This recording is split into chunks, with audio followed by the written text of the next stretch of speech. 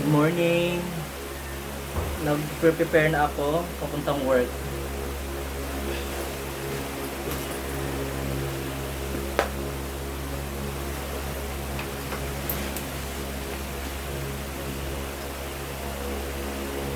Kumusta kayo?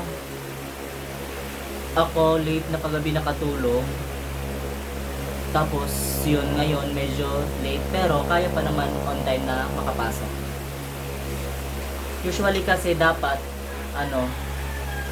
mga 4:30 magising. Nagising ako ngayon mga past 5 na. Pero no worries kasi kaya pa naman sa time.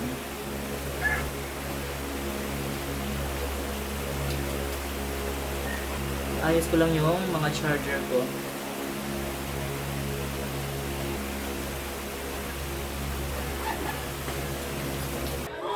Nagpe-prepare na ako ng baon ko. Ito yung kanin ko. 'Di ba sobrang dami.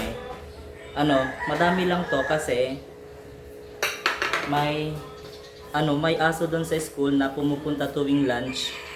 Kaya sinasali ko siya sa budget. After ko kumain, kalahati nito kanya. Tapos pag may tirang ulam, yun binibigyan ko rin. Yung mga ka-work ko, nabibigay din sila.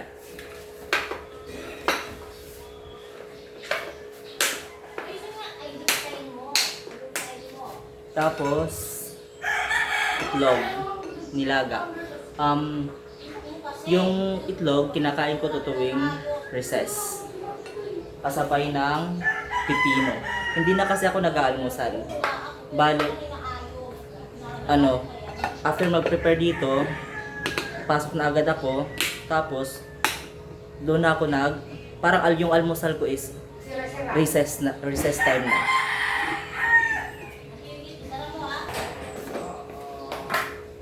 Dito ko ilalagay yung pipino.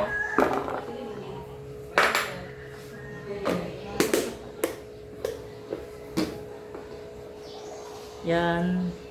Tapos bibili na lang ako ng ulam bago pumasok. Minsan doon ako bumibili sa sa lugar kung saan ako nagtuturo kasi may nagtitinda din doon. Yung nanay ng estudyante ko is nagtitinda siya ng gulay.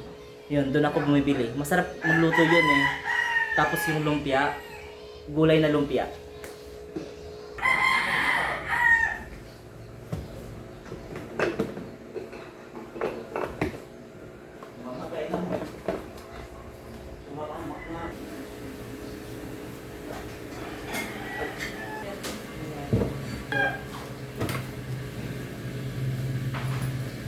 Doon ako minsan nagsusuot na uniform ko. Kasi babiyahe pa naman ako eh. Tapos tumbler.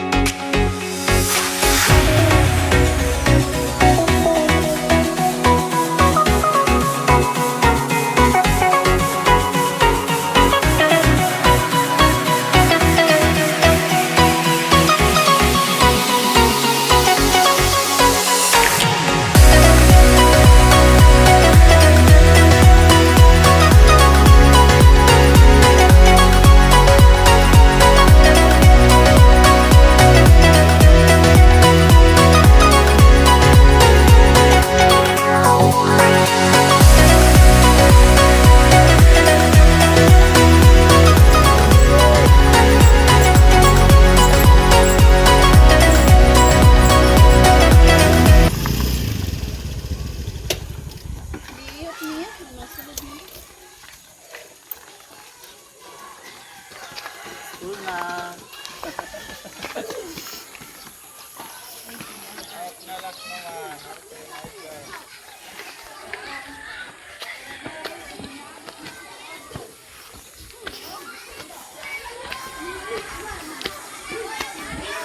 Ayan, may pasalubong sa amin yung school head namin, si ma'am. Napunta kasi siya ng Hong Kong, ano? Hong Kong, tapos napunta sila ng Disneyland. Ito yung pasalubong namin. Thank you po!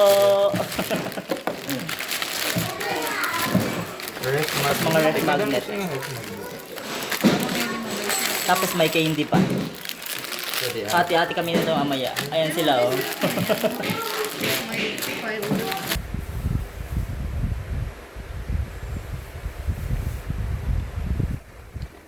Hapon na dito. Bali yung nakita nyo kanina, yun yung daan papunta dito sa school. Ngayon, wala na yung mga pupils ko kasi labasan na. Tapos, itong kinakain ko nga pala is tinda to ng pupil ko.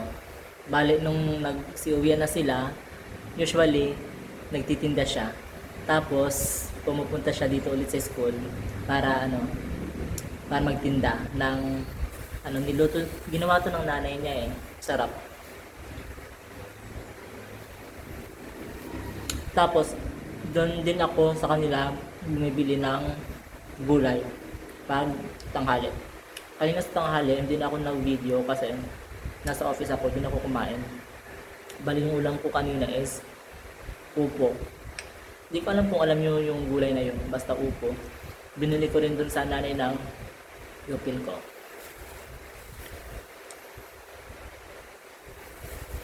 Masarap kasi yun magluto yung nanay niya ng ulam.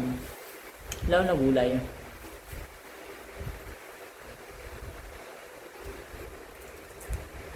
Pakita ko nga na nga rin pala sa inyo yung pasalubong ng school head ko, si Ma'am Antoinette.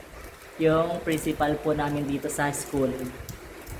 Ayan po, kasi po nagpunta po sila ng Hong Kong. Ayan, may ref magnet at saka inhaler. Ito, maganda tong inhaler. Peppermint field. Yan. Yung pasalubong niya sa amin dito. Tapos, mga candy. Kinain ko na yung iba. Marami to kanina kinain ko na. Thank you po, ma'am.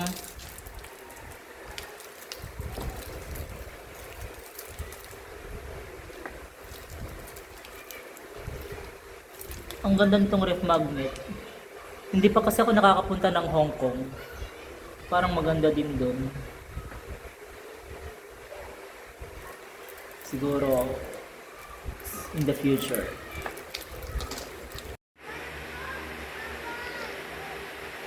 Ganyan po yung view ng labas ng classroom ko.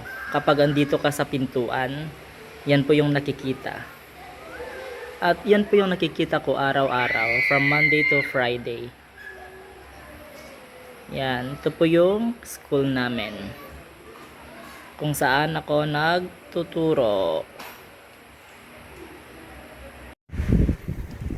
Ayun na yung mga ka-work ko. Uwi na sila. Tapos ako naman, prepared na din ako tapos uwi na rin ako. Prepare na ako ng mga gamit ko sa pag-uwi.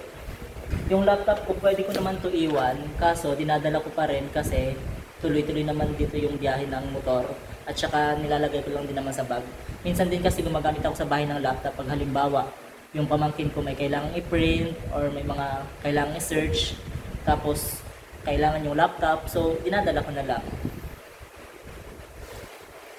Siya nga pala itong laptop na to, hindi ko to binili. Siyempre, kanina po ba ito galing sa sponsor ko, kay Ate Waray in Holland. Ano to? Matagal na to Pero, parang gumagana pa rin. Kaya ito yung ginagamit ko sa school. Bala ko nang bumili sana ng laptop kasi wala pang pera. So, ito na muna yung gagamitin ko.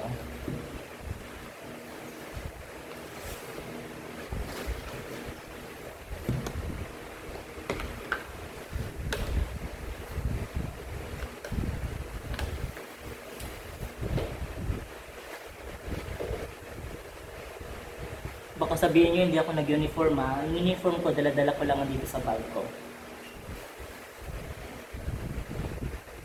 Parang hindi na lang siguro ako magja-jacket pag uwi kasi parang hindi naman na maaraw, hindi na mainit. So, mag-t-shirt na lang ko pa uwi.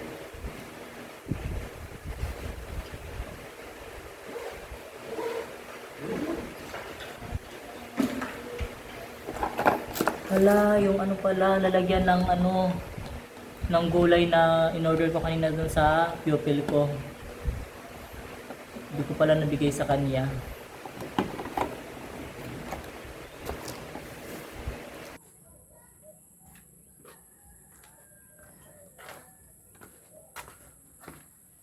Bababa na ako. Yung ano pala, yung room ko is nandito sa taas. Kasi yung sa baba is kinder, yung office, kinder, grade 1, 2, and 3. Tapos dito sa taas yung 4, 5, 6. Ayan, ito yung estudyante ko na binibilang ko kanina yung snack ko.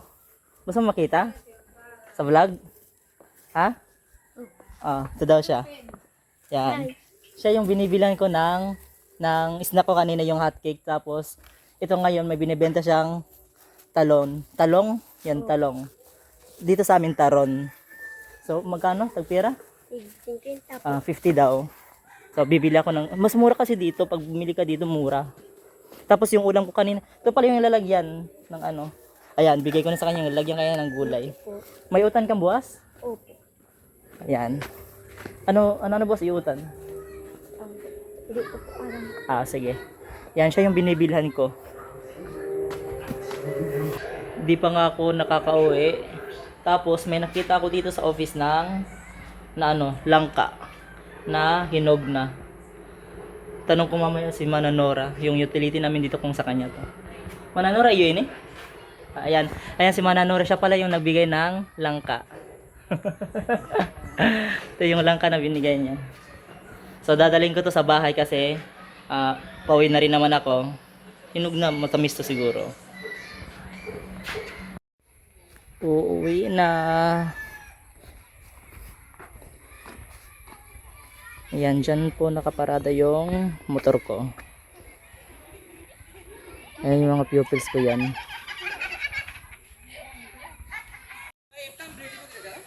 Padahal pakuha. Oo. Naiwan ko pala yung tumbler ko. Ayan, pinakuha ko sa katrabaho ko.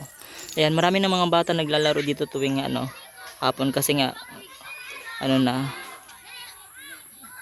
tapos na ang klase.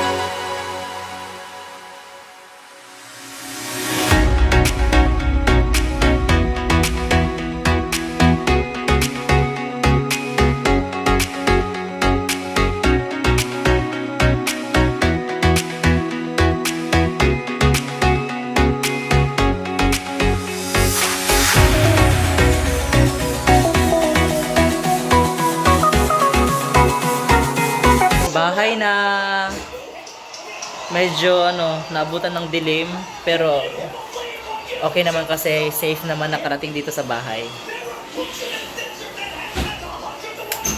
Diba kararating ko lang ng bahay, magdi-dinner na. So, kakain na muna ako, dinner muna. Kasi medyo nagugutom na rin ako eh.